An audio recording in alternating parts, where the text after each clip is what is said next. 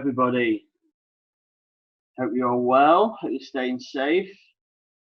So this is M3 MLP English. It's my second lesson online. I'm Teacher James. So nice to be with you all again. Okay. So what you need for this lesson, you need your notebook and you need the television handout. If you don't have the television handout printed off, if you don't have your notebook and pen, please pause the video now and go and get them.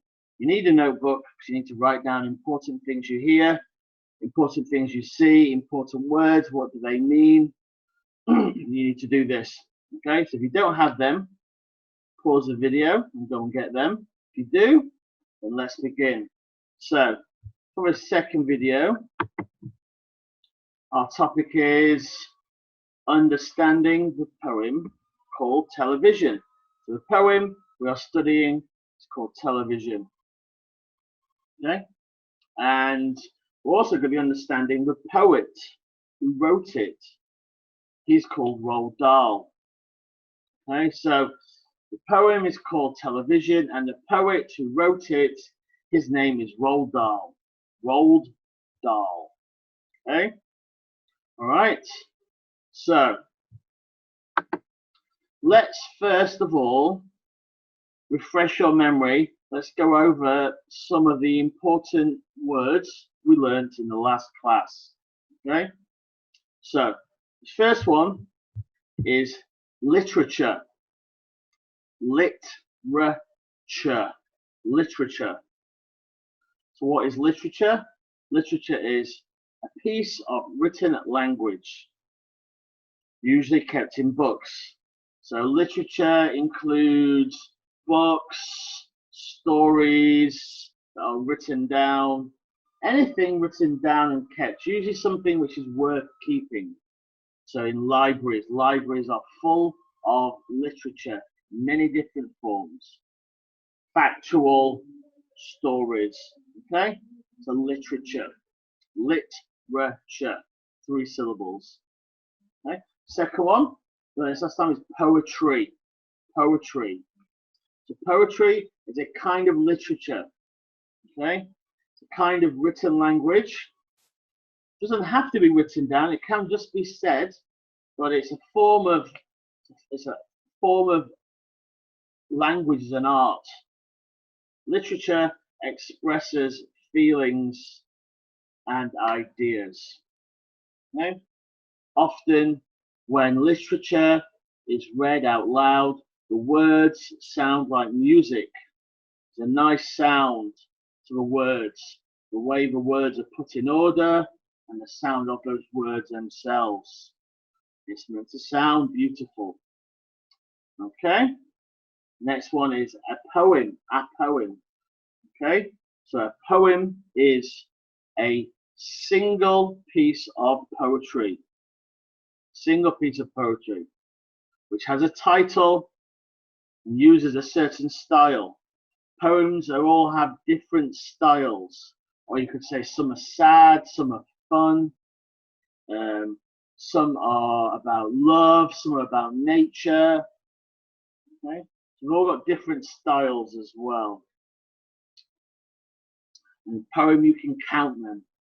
It's countable. A poem, 1 poem, 2 poems. This book has 10 poems in it, for example. And next one, poet. Poet is the person who writes poetry. The person who writes poetry is called a poet. Rhyme, be a noun or a verb. When 2 words have a similar end sound, they rhyme. Okay? The sounds at the end of each of these words, they rhyme. So these words rhyme together. We also talk about a rhyme could also be a poem, like a nursery rhyme. Okay? A very simple kind of poem, which you learn when you're younger. lots of words that rhyme in them. The last one is stanza. Stanza is one part of a poem. So, like a story in a book, the writing is divided into paragraphs. In a poem, the language is divided into stanzas. Okay, so these are words from last class. I just want us to be reminded of. Okay, all right, good. So let's move on. So let's talk about the homework from last class. What was the homework from last class? Last class, I asked you to find all the words that rhyme together in the first stanza of the poem on page 8. Let's go to that part of the poem, which is on page 8 of the handout. Go to page 8.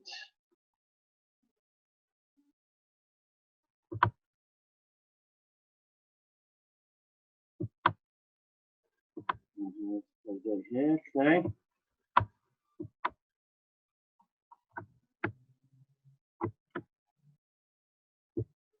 Okay.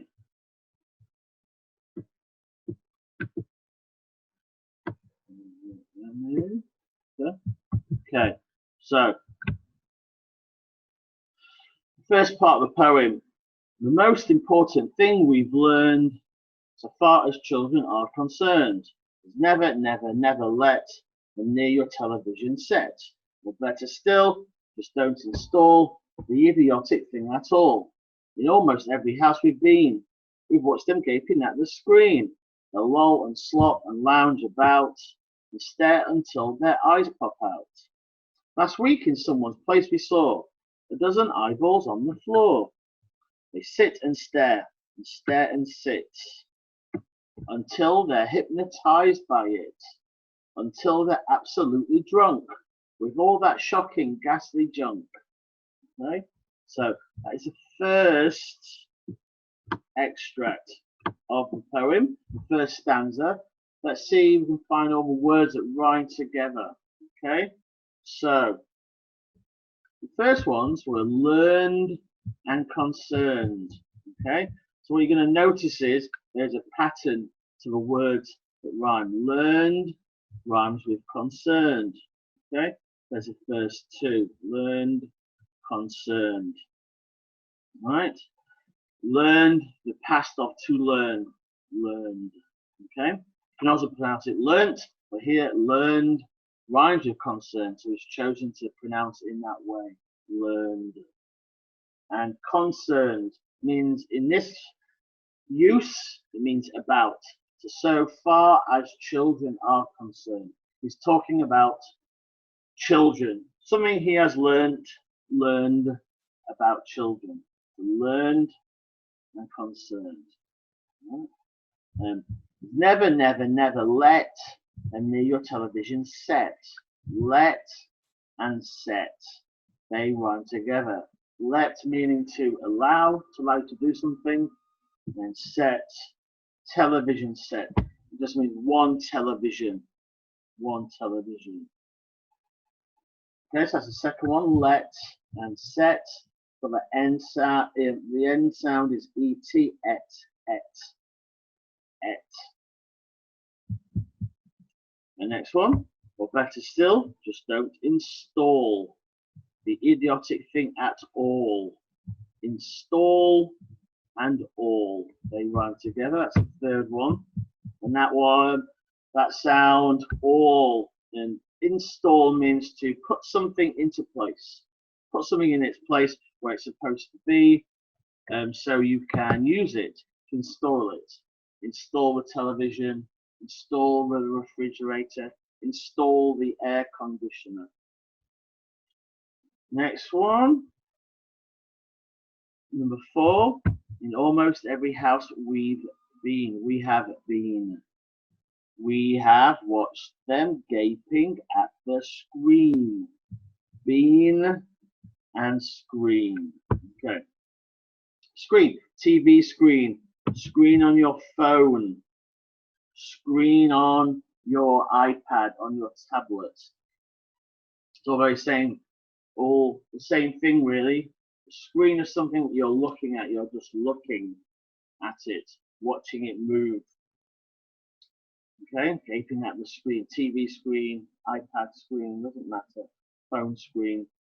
The bean and screen, een is a sound that rhymes, een, een. Okay, so that's number 4. After that, we've got they loll and slop and lounge about and stare until their eyes pop out. Out and about, out, about. They run together. Number 5. And then we've got saw and floor. Saw and floor.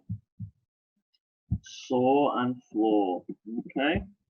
Saw and floor. Or the sound is or. It's spelt in 2 different ways. AW and OOR. Or and or. Same sound, different spelling. Doesn't have to be spelt the same to rhyme. The sound can be spelled in different ways. We saw the passed off to see. And the floor, looking at the floor. And it's 2 more. Sit and it. Sit and it. Sit and it. Sit down and it, the thing. The last one, the 8th pair of rhyming words in this stanza is drunk and junk. Here, drunk does not mean drunk like drinking alcohol. It means drunk meaning having too much of something or feeling they can't do what they're supposed to be doing. They maybe are sick. And junk meaning useless, something that's no good. You don't want it. Rubbish. Rubbish. Something you throw away. You throw away junk. Okay? So drunk and junk. Unk. Unk. Okay? So that was a homework. So check if you've got all of those. All 8 pairs. To match them to what you did. See how many you got right.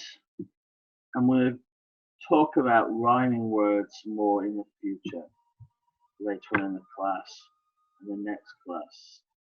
So we're going to back to the beginning of the handout. Okay, let's move on. So now I want to talk about the poet himself. The poet whose name is Roald Dahl. Roald Dahl. So on the first page in the introduction, there's a paragraph. On the first page, it says the poet. So let's read that. Roald Dahl, a children's author, was born in Wales in 1916 to Norwegian parents. He attended British schools but never went to university, opting to work for the Shell Oil Company instead.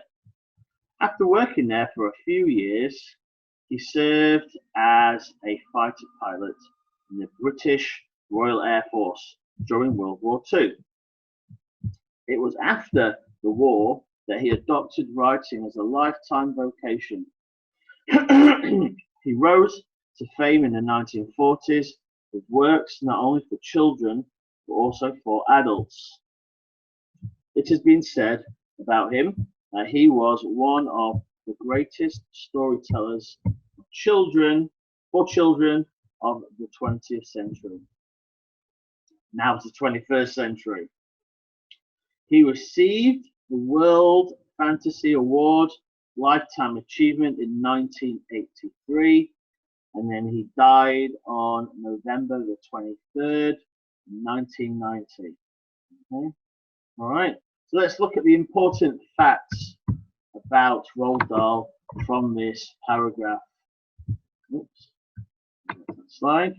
So, number 1, his nationality was British. British. This word is an adjective. An adjective that describes something or someone from a place. So British means you are from Britain or the UK. Just like Thai, you are Thai, it means you are from Thailand. He was born in Wales in 1916. So Wales is just one part of the UK. The UK is made up of England, Scotland, Wales, and Northern Ireland. They have 4 parts, 4 countries that together is called the United Kingdom, UK. Okay, you can also call it Britain as well. That's fine. Refer to it as Britain. England is part of Britain, part of the UK. Okay, but his parents were Norwegian. It's another adjective. That means they are from Norway. Norway. So let's just quickly think about that for a moment. Just think about this difference between nouns and adjectives.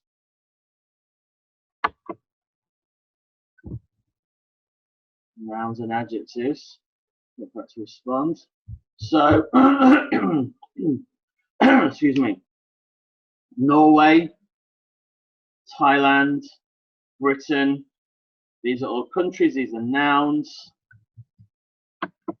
Put in this box here, we could say have a noun.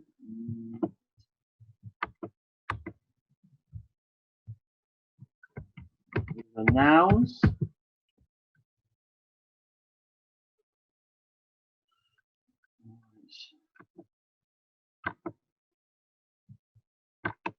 These are adjectives.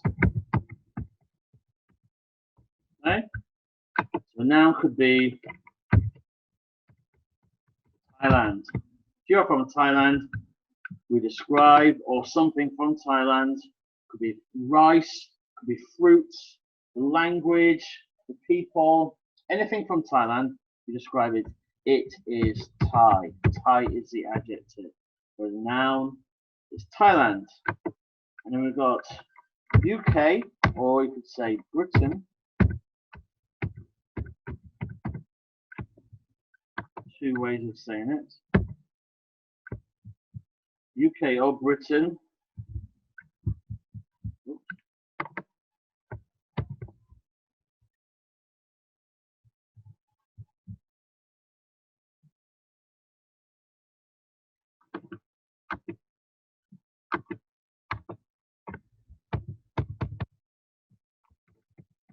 UK or Britain, the adjective is British. Okay. What was the one? So his parents were not British. They were from Norway. That means they were Norwegian. I can think of some other ones as well. So what else could you think of? If you're from Singapore, you're Singaporean. That's the adjective. And one more. If you are from USA or America, you are American. Okay? So you've got the nouns, which is a place, the name of the place, and the adjective, the word we use to describe something or someone from that place. You are Thai. You are from Thailand. He is British. He is from the UK. His parents were Norwegian. They are from Norway. My friend is Singaporean. He's from Singapore. Many teachers are American. They're from the USA. Okay? All right. So let's go back to what we're talking about.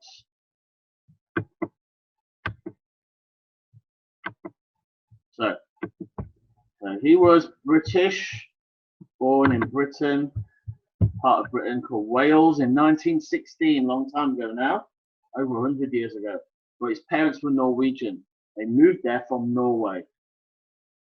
After school, he didn't go to university. He worked in the oil industry. He chose to not go to university, chose to go straight into work.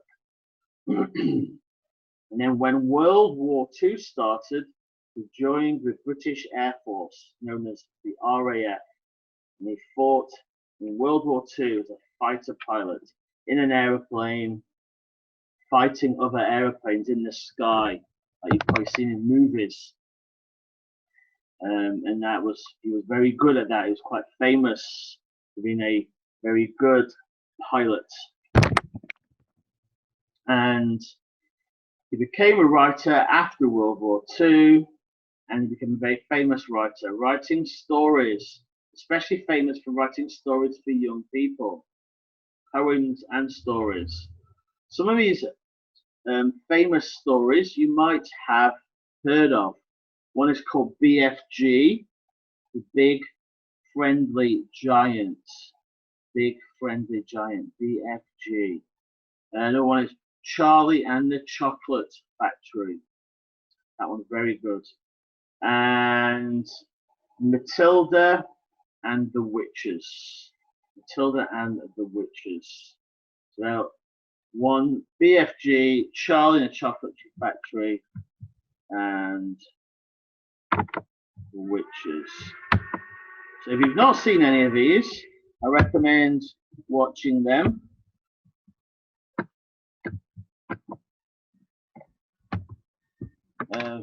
The Big Friendly Giant, the Big Friendly Giant, BFG, BFG, famous book. Charlie and the Chocolate Factory.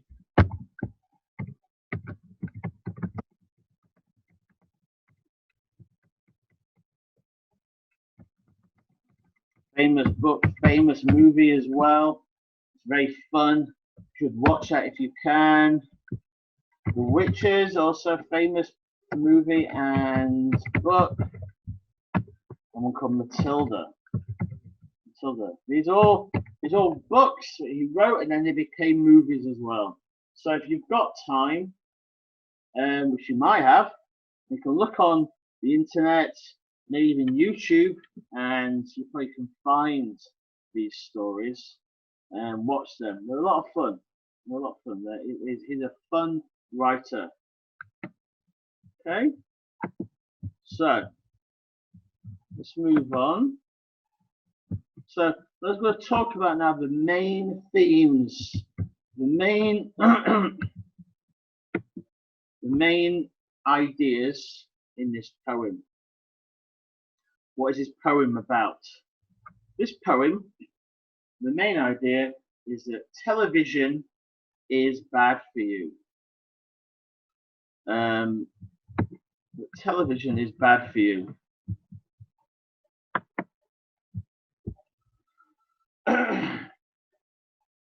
Television is an idiot box. He calls it an idiot box.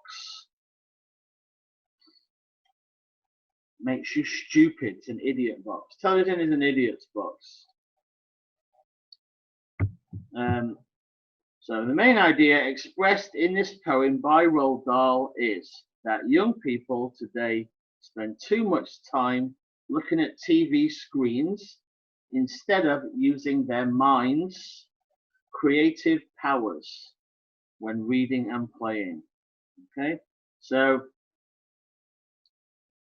the main idea in this poem is that children now spend too much time watching television, which does not use your imagination.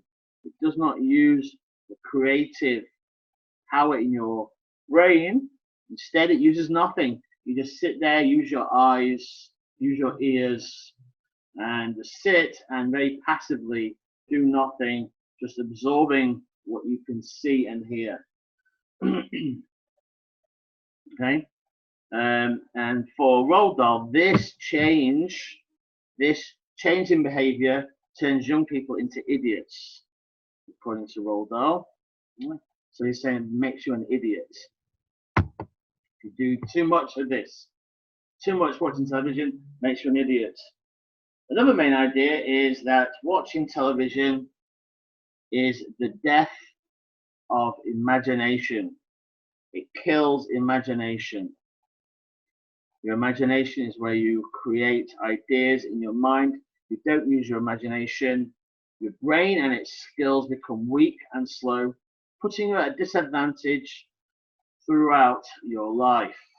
So, if you don't use your imagination, you don't practice, cultivate your creative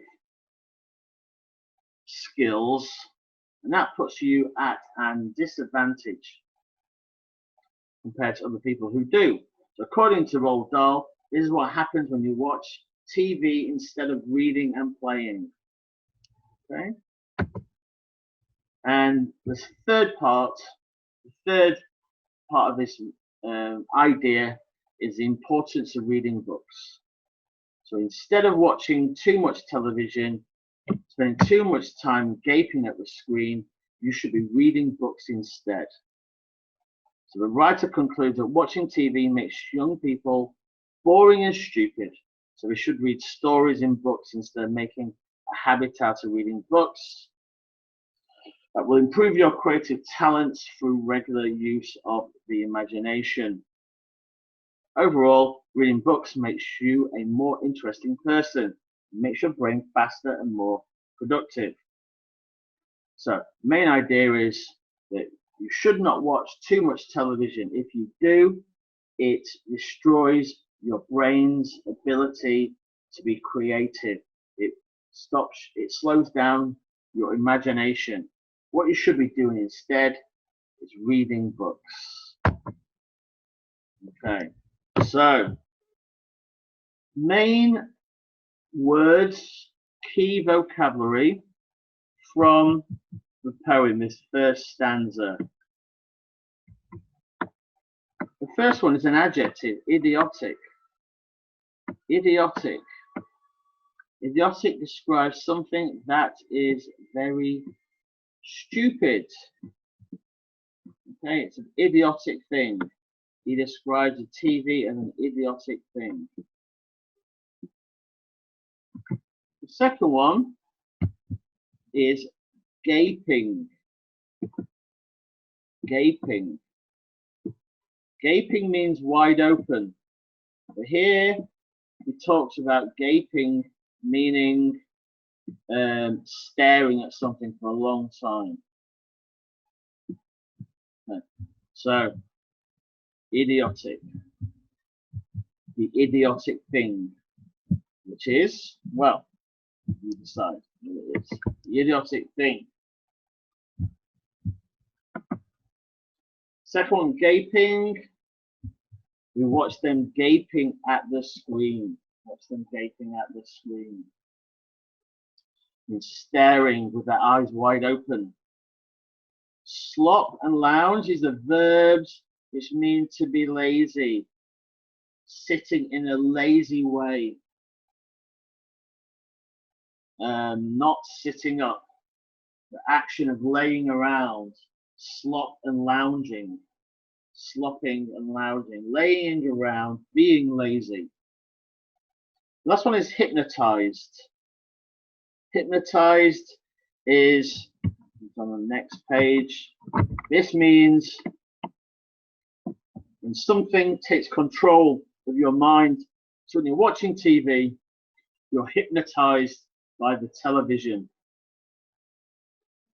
And it takes control of your mind.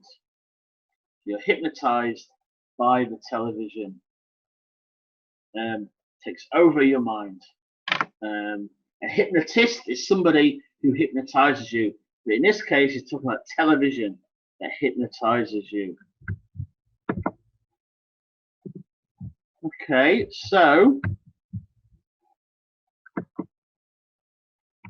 in this poem, is something called hyperbole. And what this is when the writer uses exaggeration, talks about something being bigger or better than it really is, to make it sound more interesting or to have a bigger effect on you. And here he talks, the hyperbole in this first extract talks about, and stare until their eyes pop out. Their eyes pop out. That is an exaggeration. No one's eyes popped out. Just extreme, going over the top to make it sound more shocking. A dozen eyeballs on the floor. Again, this is hyperbole. This is an exaggeration. Saying something is more than what it really is, in order to be more shocking, more effective. Okay, so he uses this a lot in the poem because this poem is for children. He wants the children to be shocked. He wants it to have an effect, to be noticed. So he's exaggerating. We call this hyperbole. All right, so the last thing today for this class is the exercise. There are some questions in the handout afterwards. What is the most important thing that the poet has learnt? Okay, so what did the poem tell us? The most important thing the poet has learnt is that you should keep your children away from TV. Okay, why? Because it kills imagination. Okay, so what is the most important thing the poet has learnt? Look at the top of the poem. You say, the most important thing we've learnt, the poet, so far as children are concerned, is never let them near your television set. But don't let your children near your television. Stop them watching television. Okay, and then the second question, what is referred to as idiotic thing? You need to decide what is the idiotic thing. Write your answer here. Third one, describe what the poet sees at every house. What does it say in this first stanza? What did the poet see at every house? And why is he upset about what he saw? This last figure of speech, what does it mean? Last week in someone's place we saw a dozen eyeballs on the floor. What did we just say about this? Explain that. And then two more. What's the purpose of repetition served in this extract, the stanza? Repetition, saying something again and again. Keep saying it. And then, how would you describe the rhyming scheme in the poem so far? What do you see? The pattern of rhyming. So 2 words that rhyme in every line. How would you describe that? Okay, so write your answers in the spaces underneath each question, and we'll go through the answers in the next class. So that is the end of this class. Thank you, and see you next time. Bye.